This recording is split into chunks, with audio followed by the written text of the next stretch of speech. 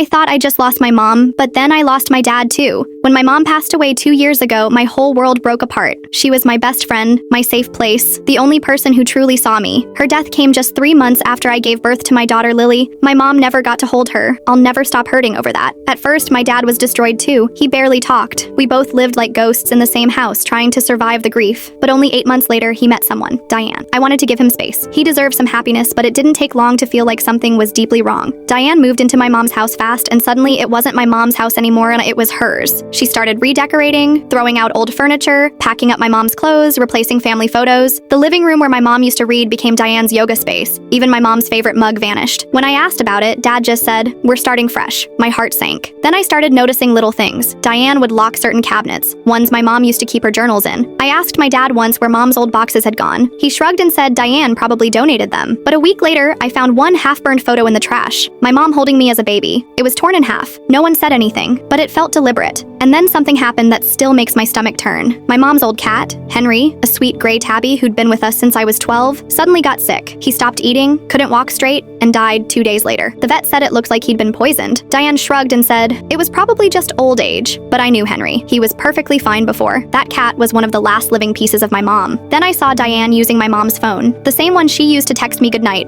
send recipes, check on me after Lily was born. Dad had given it to Diane saying she needed a phone and it was just lying around. That phone had my mom's soul in it, old voicemails, pictures, messages, and now Diane was using it to send party invites and selfies. She started calling herself Grandma Diane to Lily. I told her gently, Lily never got to meet her real grandma. Please don't take that title. But she laughed like I was being dramatic and said, "Well, I'm the one here now." It got worse. If I ever tried to bring up my mom, Diane would get cold. One night, she told me straight to my face, "You need to move on. Your dad is my husband now, not yours. Leave us alone." I was stunned. Not hers, he's still my father. But now it feels like I need permission just to see him. She acts like I'm the outsider in my own family. Then came Lily's first birthday. I brought a framed photo of my mom to set near the cake. Diane moved it, put it in a drawer, and said it didn't match the decorations. My hands shook. My daughter deserved to have her real grandma there, even just in spirit. But it was like my mom never existed. That night, I couldn't hold it in anymore. I went to the kitchen and told Diane, "This is still my mother's house. You can't just erase her like she never mattered." She smiled and said, "You need therapy. You're obsessed with the dead." I lost it. We yelled. Voices echoed through the house. I said things I had buried for months,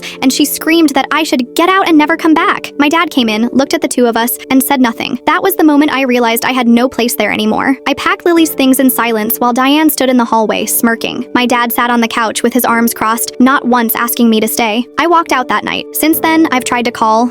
I've texted, sent photos of Lily. He hasn't replied, not once.